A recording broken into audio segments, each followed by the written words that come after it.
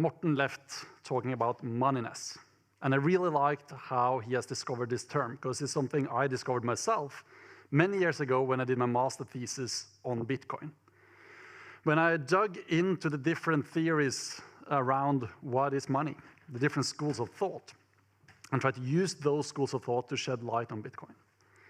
And moneyness was one of these concepts that really resonated with me. This idea that different objects can act as money, but it's not an either-or concept. It's not like it's either money or not.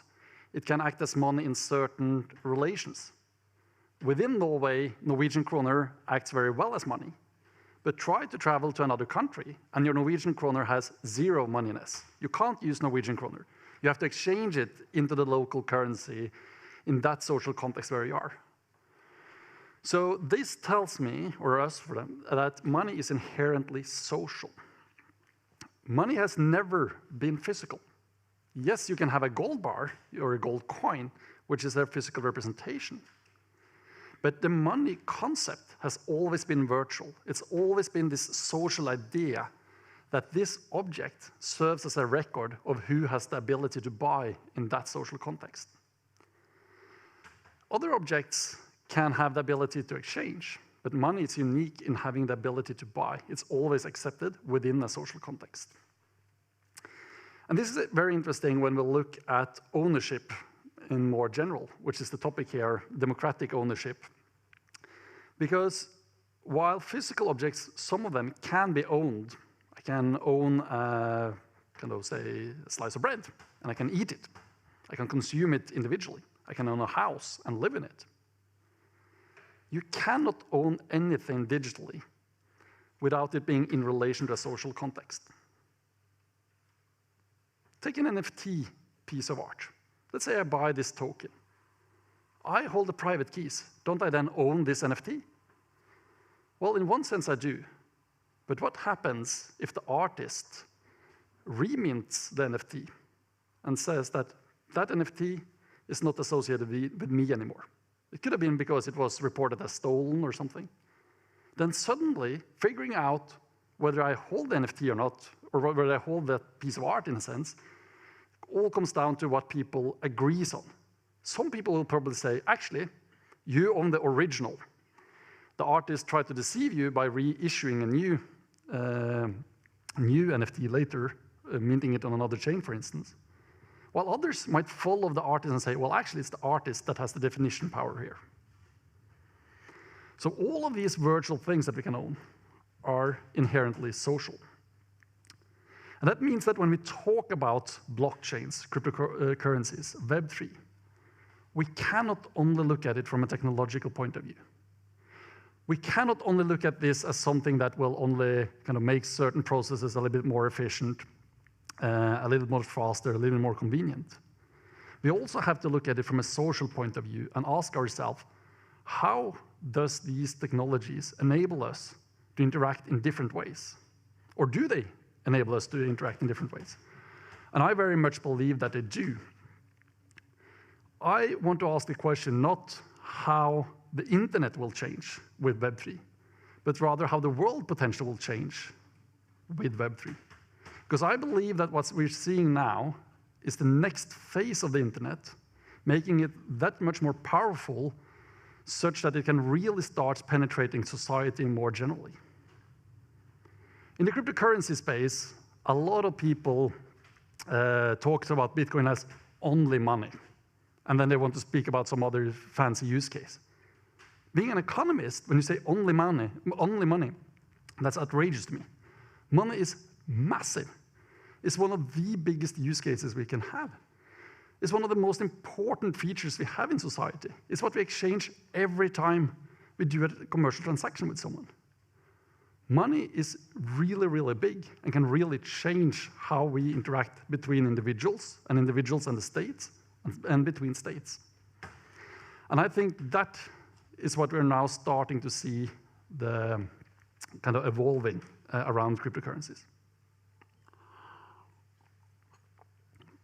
So then to the question of democratic ownership. Are cryptocurrencies democratic?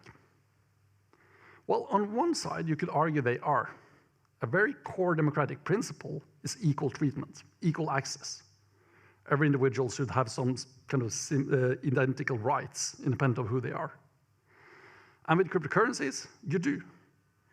Anyone in the world, everywhere, anywhere, can download a wallet and hold their own Bitcoins. So in that sense, it's very democratic. It's not like the traditional financial system where you have to come with some identity and you have to beg for access, where you have to prove a lot of stuff to be allowed to have a bank account, where you have to be consider yourself lucky to be allowed to do payments over VIPs. On the other hand, however, it's very clear that cryptocurrencies are not a part of any democracy. Democracies today, to some degree, control our monetary system. They set the laws, the regulations. They decide upon central bank independence.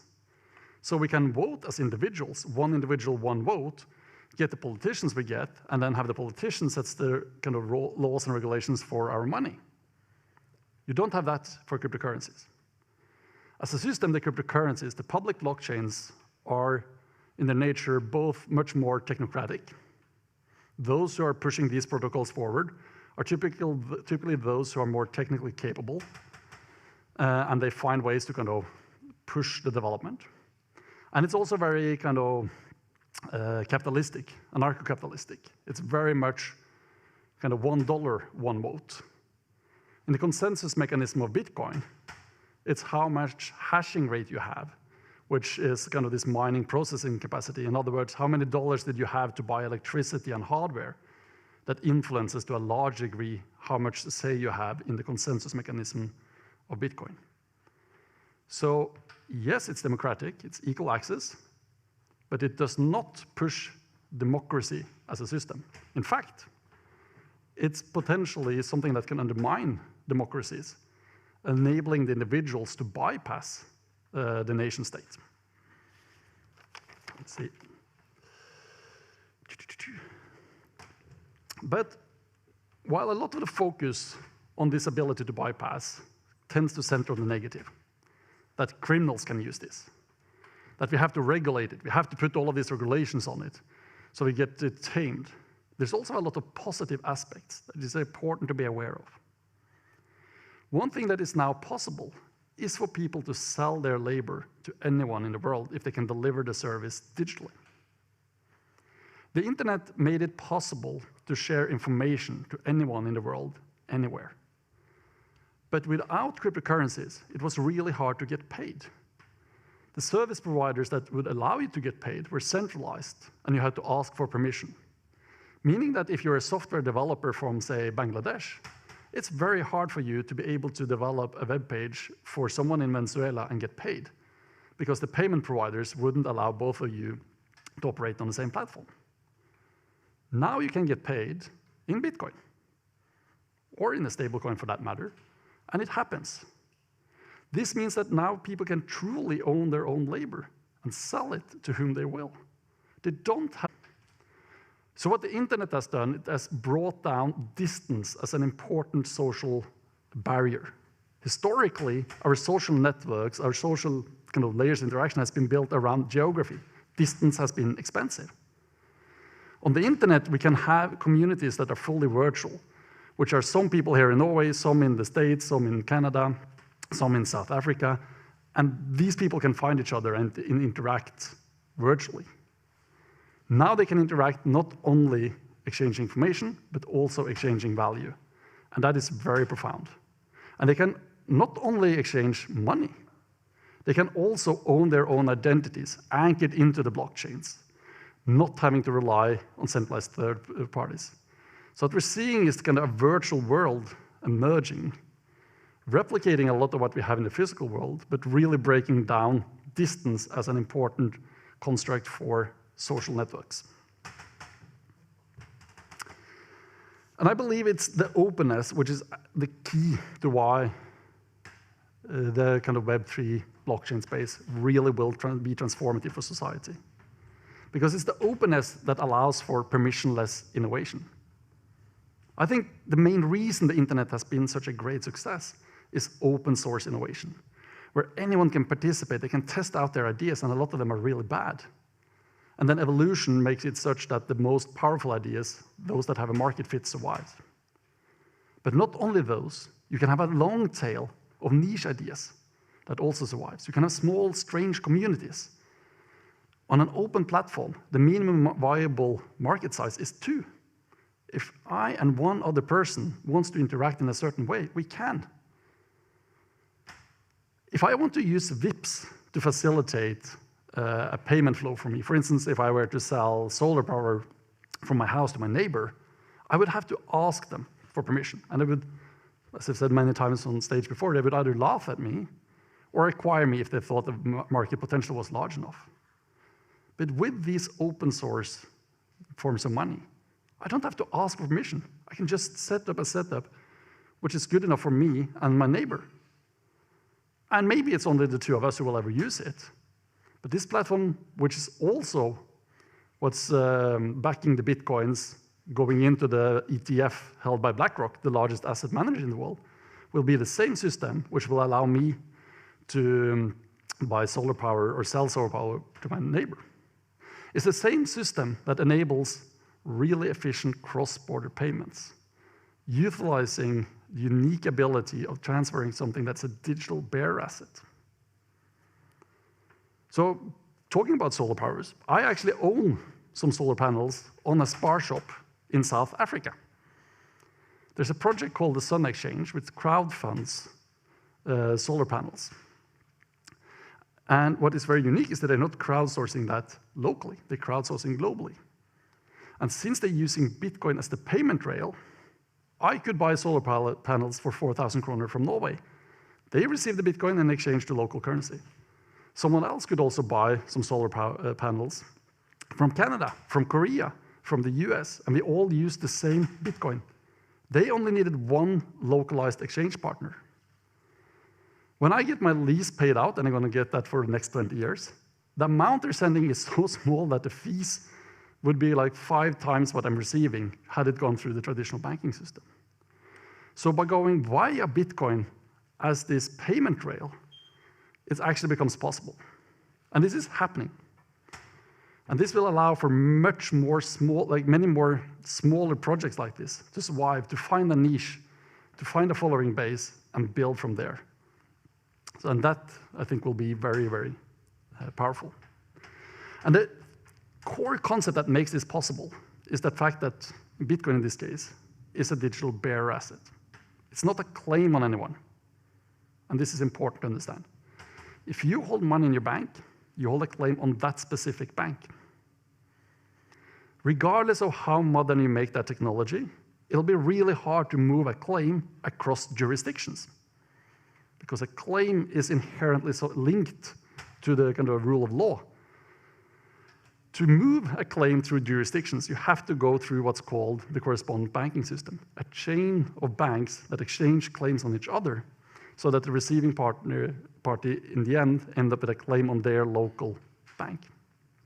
You could take a gold bar, which is a bearer asset, buy that, send it by mail, and sell it in the receiving country. Or you could buy a Bitcoin, for instance with Fieri, or with us at K33, send that Bitcoin to the other side of the world and sell it. When you have this digital bearer asset on an open protocol with trading 365 days a year, all around the day, continuous liquidity, you suddenly have the possibility to always facilitate payments instantaneously. And that can really, really change how we interact. On a person-to-person basis, we already see how it starts in changing the relationship between states. We've seen how the US is trying to sanction countries they don't like, and we see sanctioned countries bypassing the sanctions, partially by exploring cryptocurrencies. And I think if this trend continues, we might see a change on a scale in which historians eventually will look back and say, this represents a paradigm shift. We have to remember that the central bank is a fairly new construct.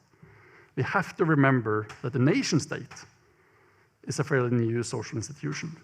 That society always has gone through paradigm shifts Not because we decided that now we want nation states and now we don't want the Catholic Church to rule Europe anymore, but because new technologies allows us to interact in new ways. And I think this is an important lens to keep when looking at Web3, and not only ask the question of how can this make my day a little bit more efficient, but also ask how can these technologies change how we really interact? How can this really change society? Not only speed things up, but change the ways in which everything works.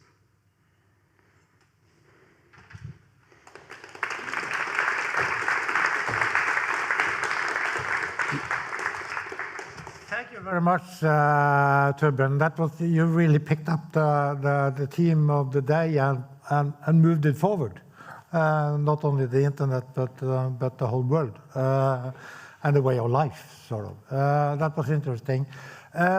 When I'm a journalist, and now I have the CEO of Arcario and Case 33 here, and you are building a new platform with research and market and advisement. How far have you come on that roadmap? So in K33, we do wealth management, and as you say, we do market research, investment services, and brokerage. All of those services are live, and we're continuously kind of improving on the platform. What's very interesting for us to see is that high net worth individuals, family offices, those who are very focused on kind of preserving their wealth, are realizing massive potential in digital assets. They seek exposure, but they face a challenge because they call their normal asset manager wealth manager or private bank, who doesn't have the product nor the knowledge. So they seek out players like us, and we really see kind of a very large growth potential there. As for Arcario, the listed company, it's acting more as a portfolio investment company, investing broader in the whole Web3 space. Recently did an investment in a tokenization project. So we are very much seeing growth in what we're doing. We're building out and are on track. It's rough times being in the middle of a, well, you could call it a bear market. And I think although some people try to drink opium, there's a lot more realism out there with interest rate at 5%. A lot looks differently. But when it comes to family offices, some of those I speak with are really representing really old money. These are family offices that still have money because they hid it away from Nazi Germany. When it comes to the ability to hold your own coins, that is actually important to them. They have like more, some of them have more money than the bank. They don't care about any bank guarantee. They're way above any guarantee levels. The ability for them to hold the Bitcoin and potentially even enter into a contract for difference agreement, meaning that we could destabilize them towards, say, a dollar value on every day, so they could hold their own money. And if Bitcoin appreciates, they will send some our way, so the dollar value of what they hold is the same. Or if it falls in value, we would send some their way, where you can combine the stability of your preferred asset, for instance, dollar, with self-ownership. That is something that this market segment really cares about, and it's super exciting to explore. Thank you, Torbjørn. Now we have covered the retail segment. Now we have covered the way of thinking about money in the future, and also a little question about the wealth management. Thank you very much, Torbjørn, and you will take part in the panel.